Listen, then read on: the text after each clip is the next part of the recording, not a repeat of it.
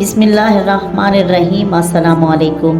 شروع اللہ کے نام سے جو نہایت مہربان اور رحم کرنے والا ہے، اور درود و سلام و محمد صلی اللہ علیہ وآلہ وسلم اور ان کی آل پر جو ہمارے لیے راہ ہدایت کا ذریعہ ہیں۔ آج کا جو وظیفہ آپ کو بتانے جا رہی ہوں، یہ وظیفہ پسند کی شادی اور گھر میں اگر ناچاکی رہتی ہے تو ایسے افراد کے لیے یہ ایک بہت ہی باکمال اور مجرب عمل ہے۔ ناظرین، ہر انسان چاہتا ہے کہ اس کی شادی ایسی جگہ ہو جہاں وہ خوش رہے اور عزت کے ساتھ زندگی گزارے۔ وہ اپنی مرضی اور پسند کی شادی کرے، اور کوئی یہ نہیں چاہتا کہ اس کے گھر میں ہر وقت ٹینشن اور ناچاکی بنی رہے۔ یہ جو وظیفہ آپ کو بتانے جا رہی ہوں، جن لوگوں کا بھی رشتہ نہیں ہوا یا رشتہ ملا نہیں ہے، ان لوگوں کے لیے بھی یہ عمل بہت ہی مجرب عمل ہے۔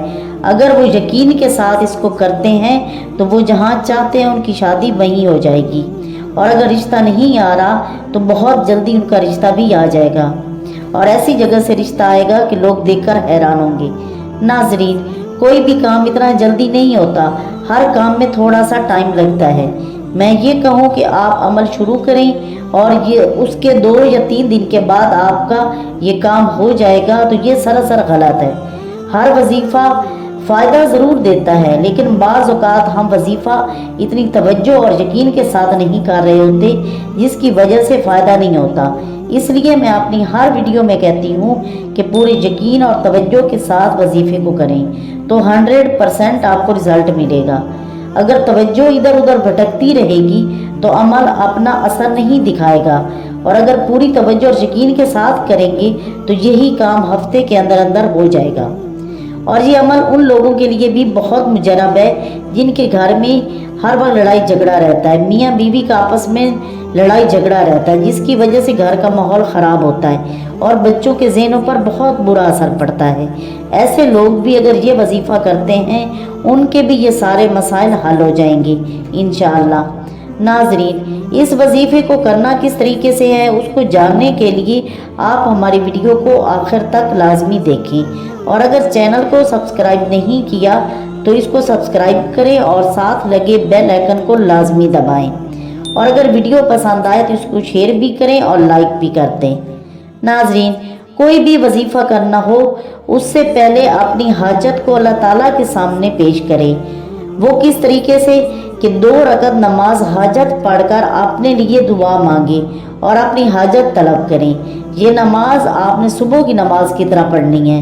نماز کے بعد اپنی ساری حاجات خدا کے حضور پیش کریں اور اللہ سے دعا کریں کہ خدا ہماری ہر پریشانی کو دور کرے اور ہر جائز خواہشات کو پورا کرے۔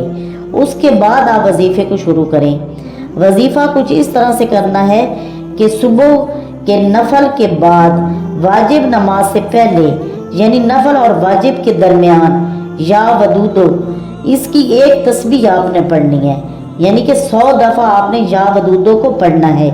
اول و آخر 11 مرتبہ درود شریف پڑھنا ہے، اور جس شخص کے لیے آپ یہ عمل کر رہے ہیں اس کا تصور ذہن میں کریں یا اس کا نام کسی چیز پر لکھ کر اس پر دم کر دیں۔